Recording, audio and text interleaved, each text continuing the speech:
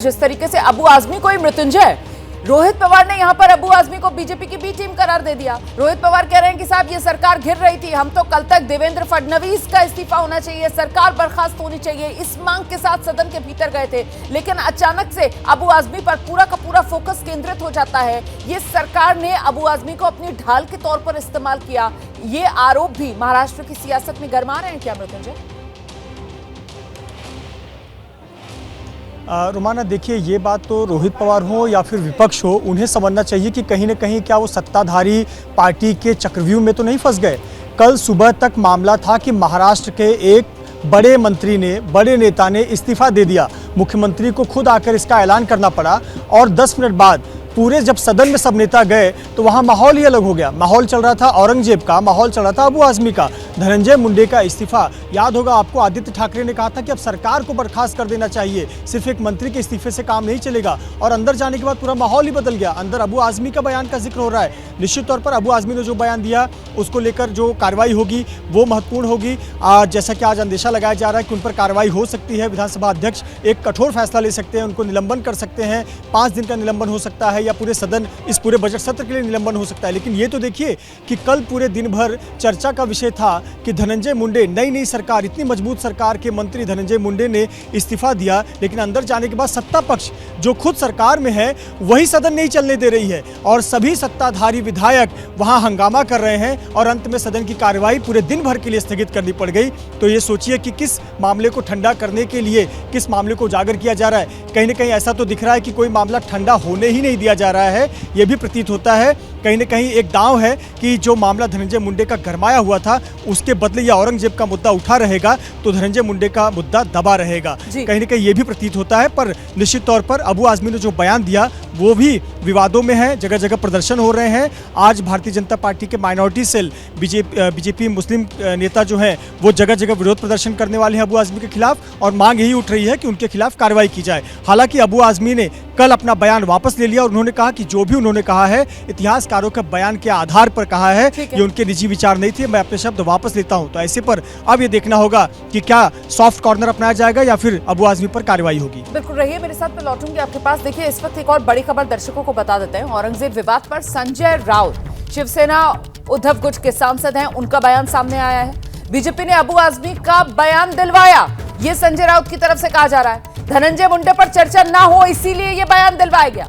देखिए, जिस बात का जिक्र अभी कुछ देर पहले रोहित पवार जब एबीपी न्यूज संवाददाता वैभव परब से कर रहे थे, बिल्कुल वही बात यहां पर संजय राउत की तरफ से भी दोहराई गई है। सुनिए। औरंगजेब का बारे में जो बयान दिया था वो किसी को मदद करने के लिए दिया था। भारतीय जनता पार्टी कल विधानसभा में संकट में थी। धनंजय मुंडे के ऊपर विपक्ष हमला करने वाला था, हमलावर हुआ था, तो उनसे ध्यान हटकाने के लिए बीजेपी की तरफ से एक आदेश आ गया अबू भाई को, कुछ ऐसा स्टेटमेंट दे दो कि हम भी हंगामा करेंगे, हम भी भाषण करेंगे और पूरा माहौल बिगड़ जाएगा। तो औरंगजेब के ऊपर भाषण दे दिया और पूरा हंगामा कल हो गया उधर, इस्तीफा दे दो, इस्तीफा दे दो। धनंजय मुंडे के बारे में चर्चा नहीं हो गई। अबू आजमी या ओवैसी साहब इस प्रकार की हरकतें हमेशा करते। फिर से आपको ग्राउंड पर लेकर चलेंगे, वैभव का रुख कर लेते हैं। वैभव, जो बात रोहित पवार की तरफ से कही जा रही थी जब वो आपसे बातचीत कर रहे थे, बिल्कुल उसी तरीके का बयान जो है वो संजय राउत की तरफ से भी दे दिया गया है कि साहब ये पूरा का पूरा जो खेल है या जो साजिश है, एक तरीके से इंडिया गठबंधन का कहना है कि वो बीजेपी की तरफ से रची गई है कि एक ऐसा बयान अबू आजमी से दिलवा दो जिससे धनंजय मुंडे पर चर्चा ना हो और सरकार की जो किरकिरी होती कि सरकार के मंत्री ने इस्तीफा दिया और जैसा कल मांग की जा रही थी विपक्ष की तरफ से कि सरकार ही बर्खास्त हो जानी चाहिए, उन तमाम मुद्दों से ध्यान भटक गया। वैभव जी, देखा गया तो अबू आजमी फिलहाल महाराष्ट्र में महाविकास आघाड़ी के साथ है, यानी उद्धव ठाकरे, शरद पवार और कांग्रेस के साथ। तो सपा की जो पार्टी है वो महाविकास आघाड़ी के साथ लड़ रही है। बीच में बयान आया था कि हम महाविकास आघाड़ी से बाहर जा रहे हैं। अभी हमारे साथ जुड़ रहे हैं मंत्री गुलाबराव पाटिल जी, हम उनसे बातचीत करना चाहेंगे। सर, 2 मिनट के लिए आपकी विनती है, कल इन्होंने भी आवाज़ उठाई थी।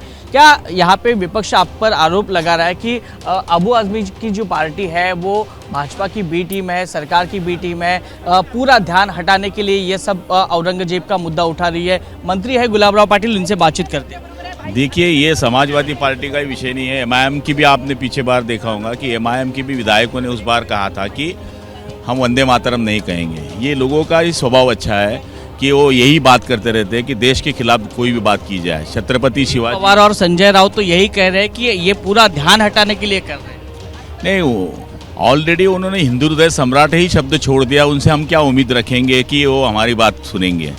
जो बाला साहब ठाकरे जी ने महाराष्ट्र के लिए मराठी और हिंदुस्तान के लिए हिंदू, इस वजह से ये पार्टी तैयार की थी। उस पार्टी के लीडर हिंदू हृदय सम्राट बोलने को भी हिचकिचाते हैं, तो उनसे हम क्या उम्मीद रखेंगे। आपके दोस्त, पुराने दोस्त संजय राउत ये बोल रहे हैं पूरा ध्यान हटा रहे हैं। जो मुद्दे हैं महाराष्ट्र में, धनंजय मुंडे हो या फिर माणिकराव कोकाटे हो या फिर भ्रष्टाचार के आरोप हो, एकनाथ शिंदे पे लगातार भ्रष्टाचार के आरोप है, ये सब हटाने के लिए ये सब कर रहे हैं। संजय राउत का बयान, आपके दोस्त हैं? नहीं, मेरे बहुत अच्छे दोस्त हैं वो, और मैं उन पर बहुत अच्छा प्यार करता हूँ। लेकिन जो ध्यान हटाने की बात कर रहे हैं, उन्होंने पूरा हिंदुत्व ही हटा दिया ना अपने पार्टी से। वो और ध्यान की बात करने का उनको हक नहीं है।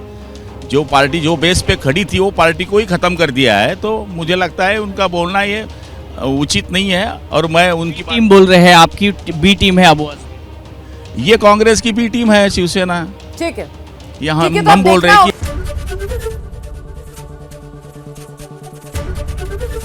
एबीपी गंगा, खबर आपकी, जुबान आपकी।